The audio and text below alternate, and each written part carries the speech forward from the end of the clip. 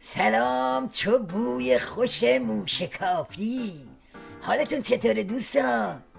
آقا این شیخ فری پا رو گذاشته رو پدال زهرخوری و همینجوری تخت گاز داره میره تو شکم علی گدا. این حسن کلیدساز هر میکروفونی پیدا میکنه میره پشتش و شروع میکنه به فرو کردن جوالدوز تو جسم ناقص عظما. پیامبر هم شریعت را آورد، یعنی قانونگرایی، که در یک جامعه اسلامی هیچ چیز بالاتر از قانون نیست. حتی پیامبر هم باید تسلیم قانون و در چارچوب قانون حرکت کند. پیامبر نه با زور نه با قدرت، بلکه جامعه را با حکمت و تدبیر و قانونگرایی، شریعت و سیاست و همچنین رحمت اداره کرد. از اون طرف دلواپسا میگن قانون زیر نعلین ولایته.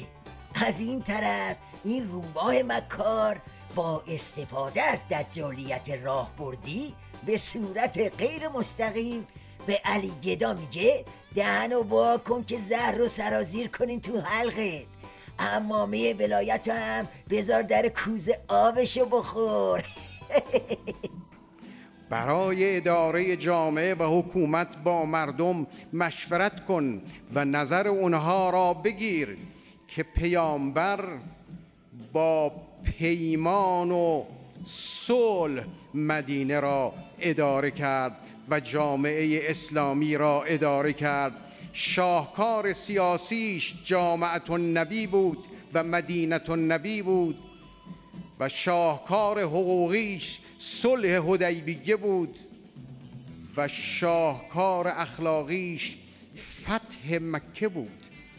پیامبر نه اهل خرافات بود و نه اهل خیالات بود و نه اهل خشونت بود و نه اهل قشریت بود.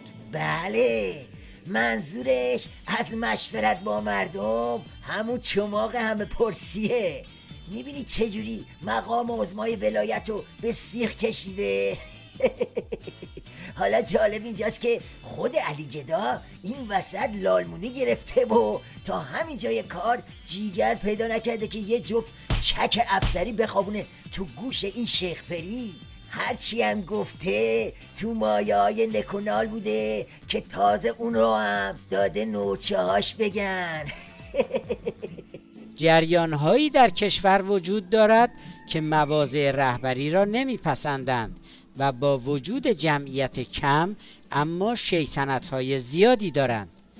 عده‌ای سرشناس از قدیم از حاکمیت ولی فقیه ناراضی بودند و می گفتند چرا باید در مقابل دولت قدرت دیگری وجود داشته باشد و معتقد بودند که مملکت تنها یک قدرت و حکومت می خواهد و با دو قدرت نمی شود کار کرد.